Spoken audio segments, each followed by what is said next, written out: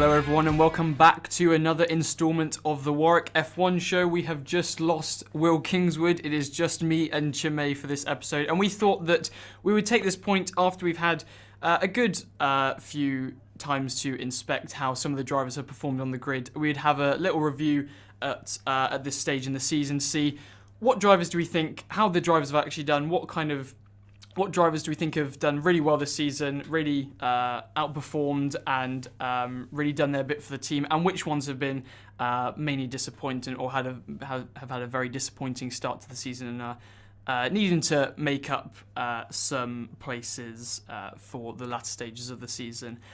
So we'll start off straight away, and I think, well, let's get the first one out of the way. It's Max Verstappen, realistically. He's done, he's been dominating. Yeah. As we expect. Yeah, and if it wasn't for that retirement in Australia, I think he'd have like 12 race wins in a row as well. So he would have broken his thing yet again, which is quite... It's quite scary how much he has stayed on good form. And like you say, with Australia, it was an issue with the car. That was nothing to do with him. Yeah. So it's... he remains to be seeming not human. It's ridiculous, but hopefully that changes for the sport, but you can't fault him. He's been pretty much faultless for the and that's not going to change for the foreseeable future. Oh, well, you say that, but Adrian Newey has now left Red Bull, so... That is true. That is, well, I don't know, maybe that would well, obviously that's not the topic of this episode, but maybe it would come to effect in future seasons. I'm not sure. Yeah, definitely 2026, because apparently there's a lot of issues that with Red Bull developing their own engine at the moment. Apparently they're falling behind targets. That's what the rumours are saying, but obviously we don't know. And if someone picks up Adrian Newey, Ferrari, we're wondering. They've got the money to offer him. So, but anyway, we're getting off topic. But yes, Verstappen obviously as one of the main ones, and then we also said before that Perez, I think, is definitely worth a mention. On the other side of the garage from Verstappen. He has been, well, a bit like what Bottas was at Mercedes, just the ultimate number 2 driver this season. Yeah. What he's there for, essentially, which feels a bit mean to say, because obviously you know Perez probably hopes to be challenging for race wins, but that is what he's there for. He's not meant to be challenging Max Verstappen, and it's but he's done a really good job this season. As you say, he got multiple second places. Yeah, he's got second, fifth, second, third. That's you can't ask for much more, really, in terms of when Verstappen is.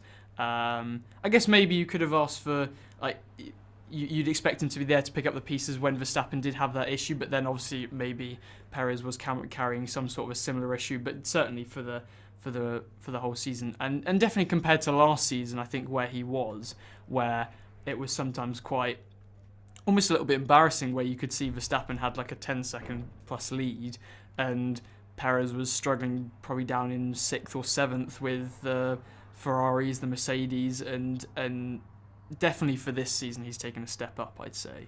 Yeah, but then the thing is, the caveat is we talk about the fact that he had a really poor season last year, but his first 5-6 races were also very, very strong. He did have wins in Saudi Arabia and Baku, I believe, last year as well. Do you think it's because Sainz is out of a seat, and so he's now thinking, I need to get my act together? Do you think it's a little bit of that element as well, the psychological side? Oh yeah, that goes without saying. Is that he is a man with something to prove. Verstappen doesn't. He's just there to win championships. And I think even if he did have something to prove, he's probably proving it every single race. Yeah. But yes, you're right. They're obviously not going to get rid of him. He's got nothing left now. Yeah. I mean, speaking of Carlos Sainz as well, again, he's a man on the mission. Unfortunately, he is sitting 7 points or so behind Leclerc, but that's because of the out for appendicitis he had before Saudi Arabia. But then, even then, third place Bahrain, obviously, like I said, then Saudi obviously comes back and wins the race in Australia. Certainly, he is the only driver outside of the 2 Red Bulls who has won in the past season and a half, which is well, first of all, to say is terrible for the sport, but then second of all is to say that's not an easy feat to achieve. Also, well, Privilege says Austria 2022. Yes, that as well. Yes, obviously I'm only thinking back to the start of 2023, but yes, as well, the last stage of 2022, it was. Yeah, it's been unreal, but obviously then he follows up with a third place and a fifth place in Japan and China. Again, very respectable in a car that's pretty much scrapping out with Lando Norris. And again, I think for that maybe coming back to the same point that we said for Perez, it might be in a way for the same reason that probably more so for him, that he hasn't got a seat for next season. He feels like he has something to prove, and I do almost feel a bit sorry for Sainz because he has always been that second driver, second to Verstappen at Toro Rosso, second to, was it Nico Hülkenberg at Renault or something? Pretty much, yeah. And then second to, obviously, Lando Norris at McLaren, and the exact same situation's happening again. And he's very underrated as a driver, I would say. Yeah. And he's definitely had multiple times where he's put out amazing performances, and it's just a shame. And maybe some of the reason why I think he might not want to go to Red Bull, because he's worried that it's just going to turn to that situation of just being a second driver. Maybe why he's looking towards more teams like Audi, for example. Obviously, currently Sauber, but certainly a very respectable driver and has put in good performances time and time again. Yeah. I'm generally just hoping he does get a seat for next year as well. But obviously, we'll have to see how it goes. Looks like the only option is Mercedes at the moment, which is obviously not the best performance. He'd be having a downgrade, wouldn't he? But I think, again, I mean, it feels a bit like what it was. I think I said this before on the previous podcast episode, like Perez in whenever it was 2022 when he won the race in Bahrain. Yeah. And it feels, you just think, is this really? This driver is too good to lose. Essentially, it's that kind of thing. It feel very wrong for this to be the end of Sainz season, and I'm very confident that the large majority of teams at least would want to have him. It's more of a choice of where he wants to go rather than having the options there for him, if you like. Exactly. So Sainz definitely, as well as the two Red Bulls. And the only other one we said was Lando Norris as well. He's had a very strong start to the season, more over so his teammate, although I'd say maybe that's more because as well Piastri hasn't had the best start to the season. He certainly hasn't been bad, but not to the standards that Lando Norris has set, I think, in that McLaren. But then they always say again, this is Oscar's second season F1. Norris is a kind of borderline veteran now. He has been in the sport. Oh, absolutely. This is his sixth season in Formula One, so he's very matured at this point. And obviously, he is the lead driver, so you expect that discrepancy. Piastri has not been slacking in any way, shape, or form. Yeah, 8th place, maybe he can be doing better, but obviously, I don't think I can expect anything less from him. That the McLaren does seem to be very, very up and down car in terms of pecking order in the grid as well. It is scrapping up though with the Ferraris to an extent as well, but obviously as we saw with Lando, they managed to get a second place in China as well through some excellent strategy work. But yeah, I certainly expect, I'd say, him to. We certainly expect him to get back onto that form as well. It's not we don't expect him to drop off. Certainly with the standards that he set for himself last season after McLaren actually became good in their race pace in their car. But Lando Norris again has been a very good driver for McLaren really for the past few seasons, and he's certainly not showing any slowing up of that. I do have an honourable mention though, Ollie Behrman. Yes, that is true. 7th place. Even though it's one, he's currently. Where is he in the championship? Because he is obviously in the drivers' championship. He is 12th. Obviously only from the first place finish. But yes, definitely, he's done an amazing job in that race in Saudi Arabia, and certainly, what we were all saying after that race, how it was, we expect him to do brilliantly in F2 and to be taken up by some F1 team in the near future, especially given his age and how fast he has climbed up the rankings. It is certainly very impressive. I mean, he does have a bit of work to do in Formula 2 though. And obviously he has one less weekend than everyone else, but he has only had 2 points so far. This is where my lack of F2 knowledge from. Yeah. I'll be honest, I don't watch F2, but I yeah. haven't watched it. I haven't really kept up with it, but yeah, he has had only 2 points so far, so he does have some work to do. But considering we are only 3 races in the F1 weekend, and the next one is all the way in Imola, which is mid-May, so obviously they haven't had anything since Australia. But yeah. It'd be certainly interesting to see how he develops, though. Now that he's obviously yeah. come under the attention of all of the F1 fans from that performance in what was a very difficult track to come to, with only about 3 days' knowledge of him actually being there before the race with Saudi Arabia. It was certainly very good. And I think the only other one we said for drivers who have potentially done particularly well for the start of the season is Nico Hülkenberg. Which has obviously come with a major improvement in the pace of the Haas car that we've seen from previous seasons. Typically when Gunstein has left, but it's. It's basically what they've done is they've managed to tackle quite well on basically why the Haas just kept eating its tyres. So they managed to keep it on the down low. So obviously now Hülkenberg's been able to keep it scrapping at the top of the points, and they've had 4 point finishes now. Obviously the 10th place with Saudi Arabia, they had a double point finish in Australia, narrowly missing out on Japan with 11th place, and Hülkenberg obviously 10th place in China. So I think certainly at the start of the season we would have said that, with again how close the midfield is, you expect that with those teams like Sauber, Haas, now Alpine as well, it's certainly scrapping. Well, maybe Alpine's even further back, but with Williams as well, you expect those teams to be around that kind of mid area, and it's just going to be a scrap for those last few points. And Haas have been very good at that team, who are there when they need to be, when the points are available for them, then in those kind of 9th and 10th positions.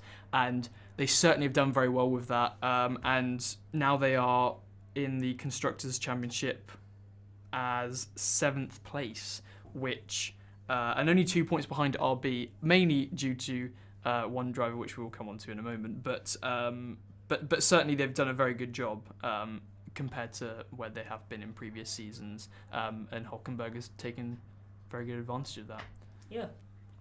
Yeah, so I guess that kind of does move on to our spinners of the season so far. I'll probably will open it up with Daniel Ricciardo in that respect, since you did mention RB. Yes.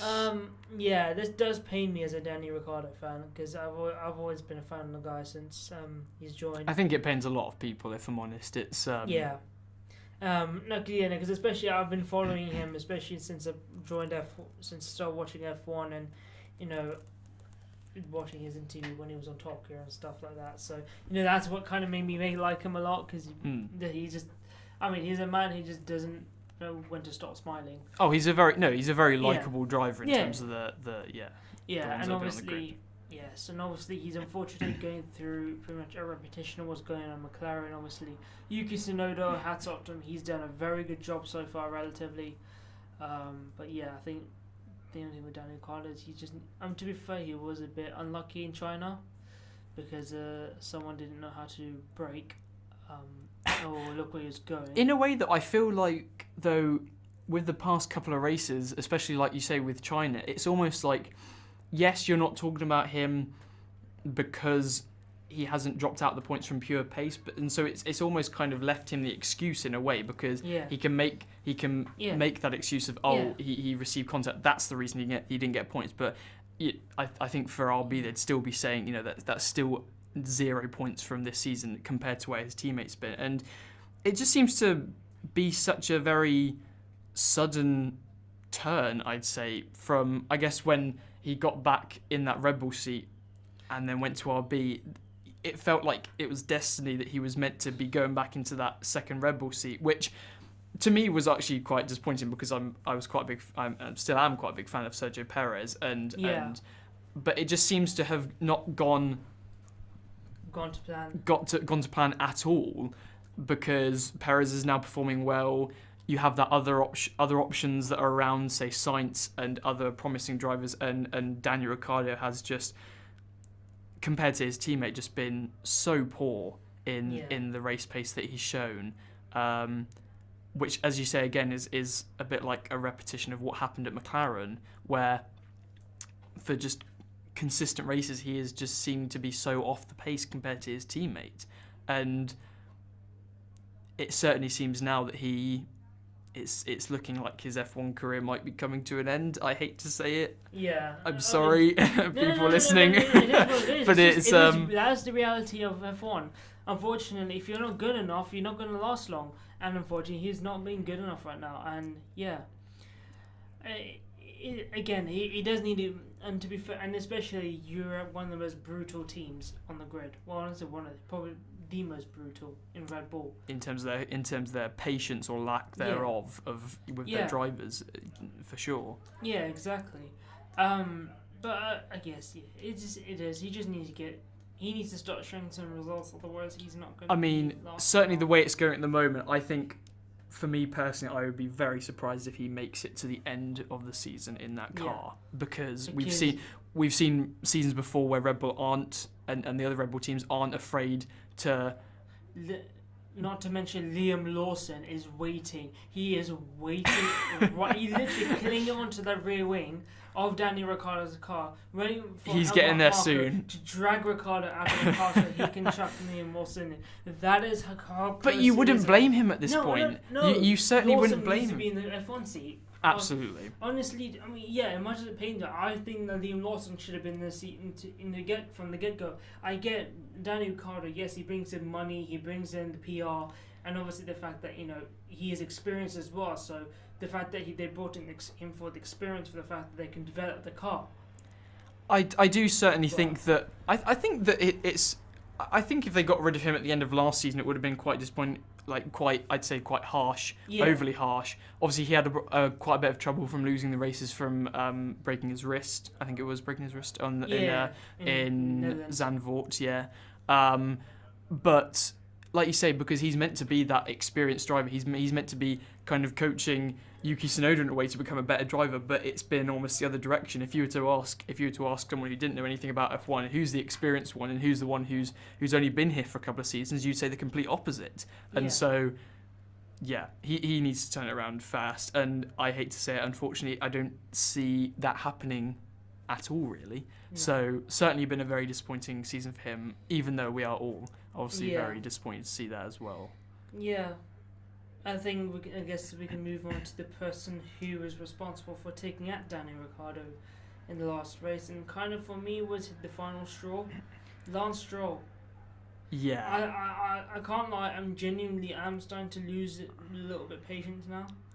I mean, the amount of amateurish mistakes he's made. His seat isn't under threat, but that's my issue. He's got no. Thing is, okay, I'm okay if his seat is under pressure, he starts performing. Fair enough, I do not mind until him staying around. But the fact that his seat is definitely not under pressure, and two, if Aston Martin are so adamant on the fact that they want to become one of the top race teams, they need to have two drivers who are capable of winning races and being up at the front. Lance Stroll for me has just never been one of those characters, and a bit like how almost it reminds me of what we were just saying about Perez from last season, where it was almost kind of outlandishly bad when you would see Verstappen on one side of the grid and then Perez on the other side of the grid, and it's almost been the same this season, where Alonso obviously is a two-time world champion, so he's not gonna. It's quite an unfair comparison, and he's going to be showing some very good pace. But then it's been such a gulf between him and Stroll in terms of the performances, and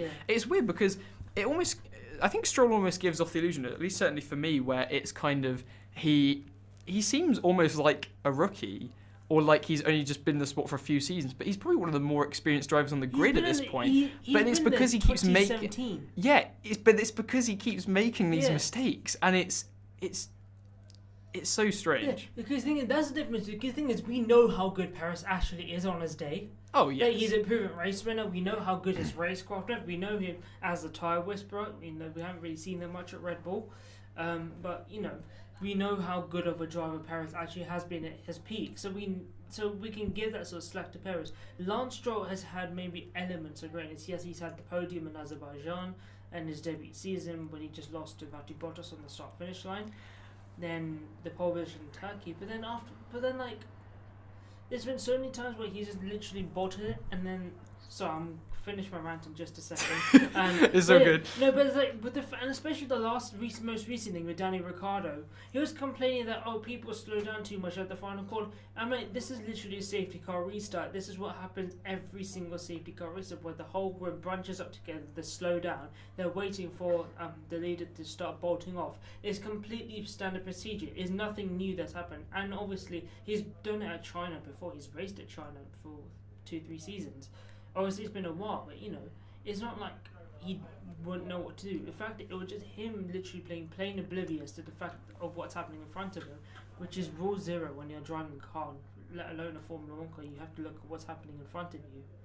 I think a bit in the same way that we talk about, or I think about Daniel Ricciardo, is you can't help but think, what could another driver who is consistent and can get the most out of that car, what could they do with those and the points that they could get? And that's the case. And definitely we say he did show, I think, quite a bit of potential in his first couple of seasons, but he just seems to have dropped off and stayed at a very bad level for certainly the past couple of seasons, and more so emphasized in this season as well. And again, emphasised by how, like I said, how good Fernando Alonso has been, but certainly it's not looking good for him, I'd say. No, it's not. But yeah, we don't expect him to leave the grid anytime soon, unless if the Aston Martin shareholders can finally put some pressure on Lawrence to finally get his son to perform or replace him. I mean, you wouldn't expect Lawrence Stroll to put that much pressure on him compared to the shareholders. So it's probably going to be a case for that. But but anyway, so I mean, other drivers we said about potentially Logan Sargent. Yeah, but Sargent's just been like that the entire time. There's not much to say. He's just been poor. Probably what happened in Australia when Albon crashed the car and then he was given Sargent's car. That tells you where James Vowles feels that he is, that he doesn't have much faith in. To be honest, I was quite surprised that they kept him on after last season, because the gulf between him and Alex Albon in that car, especially for a team like Williams where your drivers have to be, obviously I don't want to say even more so than the top teams, but they have to be on it every race, because if that opportunity comes up where they could potentially get points, maybe a big crash at the start of the race or safety car or some very kind of rare incidents, they have to be ready to pick up the pieces in a team like Williams. And Logan Sargent has been nowhere near that. He's been back of the grid time and time again, when Albon has looked very sharp, I'd say. So yeah, we're tired of talking about Logan Sargent like we are with Stroll, and it's Sargent's just been one of those things. He's just not been good enough, to be honest. The thing is, unlike Stroll, this is only his second season. I always feel though with drivers you need at least 2 seasons to have proper judgment. Yeah, I think that's maybe why they did end up keeping him in the end, and maybe what the argument was against him going was that he was keep forgetting, only a rookie last season, but now he's in his second season. I think if he doesn't turn it around now, surely you've got to think that Williams will start looking elsewhere for that second seat. I mean, certainly Alex Albon's seat is in no danger, but they could start looking for other drivers instead of Sargent. And I feel that probably brings me on to the last bit. Well, to be not much to say. I'm just going to put this a tie. Both Alpines. I think Alpine is just a big spinner. Yeah, just Alpine in general. I feel. Well, I was going to say the same here with both Kick Sauber and Alpine, because we can't really. I feel like it's a bit difficult to mention them in this particular episode because it's more focused on the drivers. Because I wouldn't say that you can't. There's not really much evidence out there to say that any of those 4 drivers from Kick Sauber or Alpine have been necessarily bad, but that's because it's mainly their car that's been terrible. And so, yes, it's obviously a big spinner for Alpine, but I do feel slightly sorry for the drivers, because they're under so much scrutiny and pressure at the moment, especially not just from the media but from shareholders, from everyone, and they're not really given the equipment. It must feel terrible as a driver to be in that position where you just want to get up and fight for those positions as much as possible, but they just haven't been given the equipment to be able to do that, and it's and I think what makes it worse for Alpine is that the fact that Alpine is a works team. This is a manufacturer, but they got the backing of Renault, one of the biggest car companies in the world, and especially where they were last season. Yeah, and it was like, and it was saying, their goals obviously to push into the top 3-4 teams, and it's looking that, as you say, because they're a works team and they have the resources, they could maybe potentially, not necessarily in the next couple of seasons, definitely secure their place in the top 3 or 4, but they could at least kind of battle around with potentially Aston Martin and Mercedes to get that pace. But they've just dropped off so massively. It's unreal. But certainly very, very bad for them, and they need to turn around their season. But in terms of their drivers, I'd say not that they've necessarily been good or bad, but they just haven't had the opportunity to actually show their worth in a way. And like we say, same with Kick Sauber, having a few nasty pit stops. I say a few, quite a lot. Yeah, basically they just have extremely faulty pit stop equipment, and I think just Sauber, they don't really care. They're just waiting for 2026 and to come around. Yeah, they're just waiting for that time to come around as fast as possible to be rescued by their Audi heroes, and I think that's all it is, to be honest. So, yeah, I think that kind of leaves it there. I'd say we've covered a very broad spectrum. Some of the ones that we haven't mentioned, probably Mercedes. Again, I'd say both drivers have just kind of been there, and it's more down to the problems with their car rather than in the individual drivers not performing. And then that's pretty much it. We've mentioned obviously Alex Albon, who's hasn't scored any points this season, unfortunately, but you feel that maybe that opportunity would come around eventually. And same with Fernando Alonso, been obviously very good and consistent. Oscar Piastri, which maybe not as well, but yeah. So that kind of rounds out the episode. Do you have anything else that you wanted to add, Chinmay? Nope. Not really, to be honest. Perfect. Well, we shall see how all of those drivers get on as the next few races progress. Obviously, we've got a sprint and a main race in Miami for this weekend to come. But until next time, I've been your host, Callum, and I've been with Chinmay. Thank you very much for listening.